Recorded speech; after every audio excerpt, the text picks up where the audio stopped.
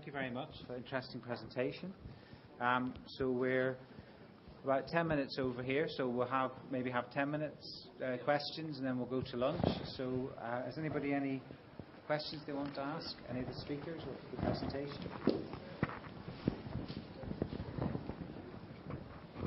Bill there? Got a...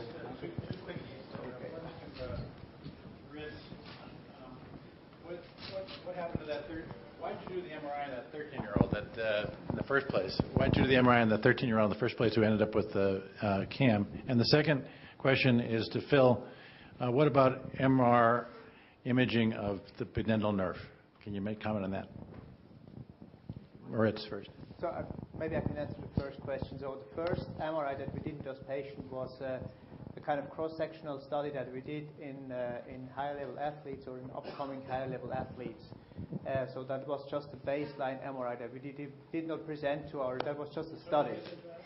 Totally asymptomatic. You can do that. You can do that in your country. Yes, but yeah, it's a non-invasive method that you have where you don't have any radiation, and so that was allowed by our IRB approval, which is actually very strict in our country. The second MRI was done because the patient or the athlete then finally came back with groin pain, and we were very surprised to see that, and that was the reason why we also did then the other studies where we compared the ones with athletic activity to the ones without athletic activity, and we saw that it might have an influence on the growth plate alteration. I can answer your other question very quickly because I don't have any experience of MR imaging the pudendal nerve in particular. I don't know if any other radiologists do. Limited experience. I think it's a difficult exercise. It is being done, but yes, I can't speak with any authority. Any other questions? One there. Thanks, Adam. Hello, my name is Pedro. I'm from Portugal, from the FIFA Medical Center Porto. And I'd like to ask you if you have experience the injections with this prolotherapy, and if you have, what is your idea about it? Well, I personally haven't used prolotherapy. I've used dextrose as a kind of constricting area.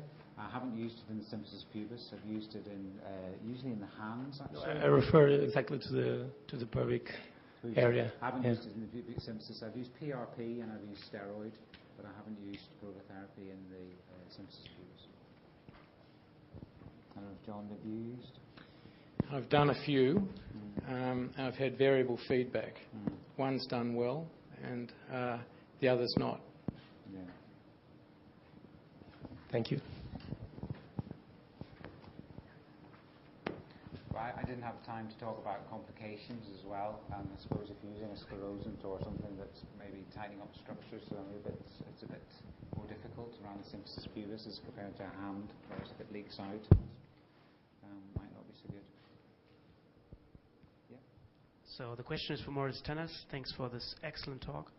I'm really impressed of the three-dimensional analysis you do, and I would be interested in how often you change your plan for surgery after you do that three-dimensional analysis, and do you think it's mandatory before you do arthroscopic surgery? So we don't do it on all the cases.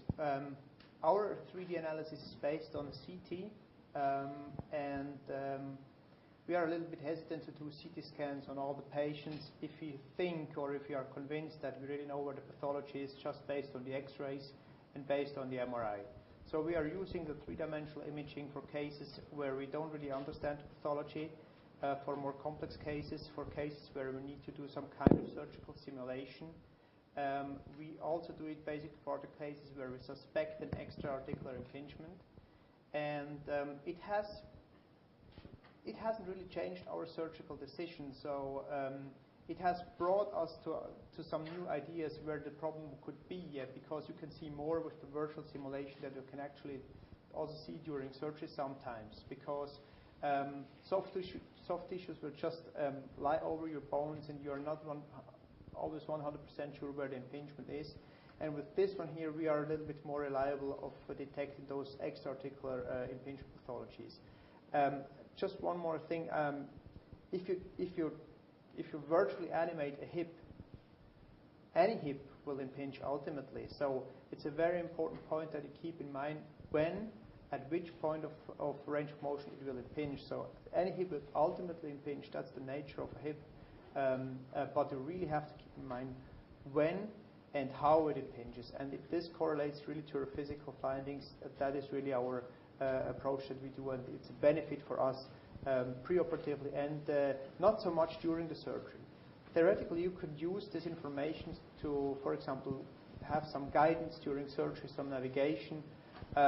We don't use that. We have used it for quite a while, but over the years with the experience, you have the impression that you can treat it very similarly to what you find just based on the computer guidance, and the preoperative diagnostics is more important to us.